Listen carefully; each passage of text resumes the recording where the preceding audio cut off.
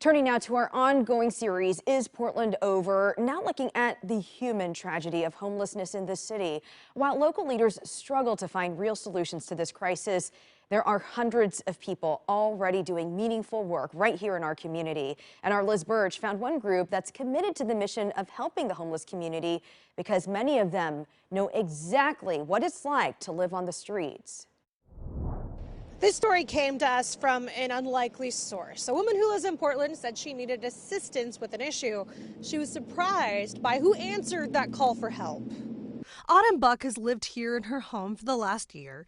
She says someone was camping near her house when suddenly the area the camper was living in went up in flames. Just propane tanks exploding, and maybe he fell asleep and had a candle lit. I'm not really sure how it started. She says the person staying there left, but the debris from the fire and his camp stayed. Initially, I had thought, I'll grab some trash bags and go over there and clean it up bit by bit.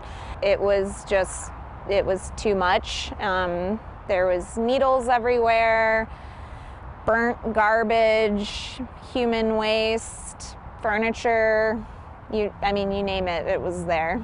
So I realized that that was not going to be a one-woman job or even a 5-person job. She tells us she reached out to the fire department and other city entities.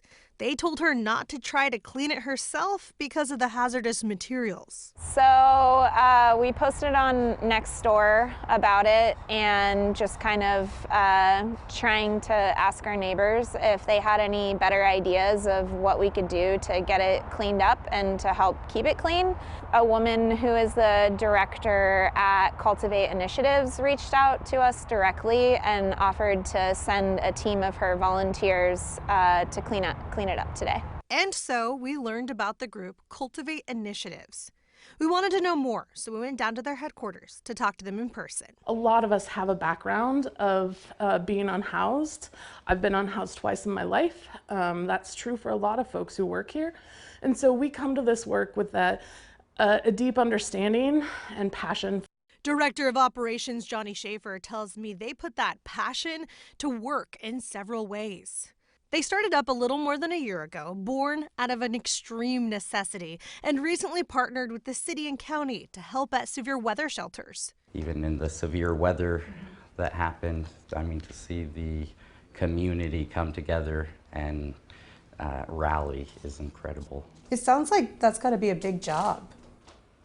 Yeah, it's chaos. Good chaos. They also do cleanups. They've done over 100,000 pounds of trash just since September. Our Jeff Gianola went to one of those cleanups and met Jay. He works at Cultivate Initiatives now and says he was homeless for 16 years. I wish I had something to do that for me, because the trash is the main thing. That's the main real burden, I would say, of living outdoors, because then rats come and then like that. So it's just it'd be good because it keeps it clean and it just makes it look better. And then there's their mobile showers. Shaver says they bring the shower truck to Lentz Park every Monday and offer hygiene supplies and clean clothes. What does that mean to the people that you're serving when you're able to bring those services? It's really crucial. Showers are very hard to come by. Clean water is really hard to come by, so is laundry. So being able to offer showers as well as fresh, clean clothing in the same exchange is a really powerful thing. Sandra Fairbank works for Cultivate Initiatives now. I know how important a shower is, and so just to be able to give that to my family, like I said, I was homeless for 7 years, so to be able to bring that back out on the street for them is huge for me. She says they serve about 30 people a day.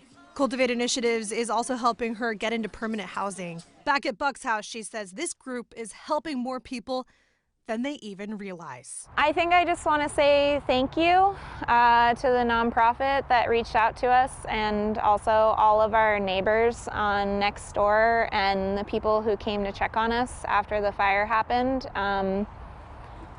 I think some of us can feel like Portland is losing that spark of community, but there's still plenty out there. People want to help and are totally willing, and it's amazing and it's very moving.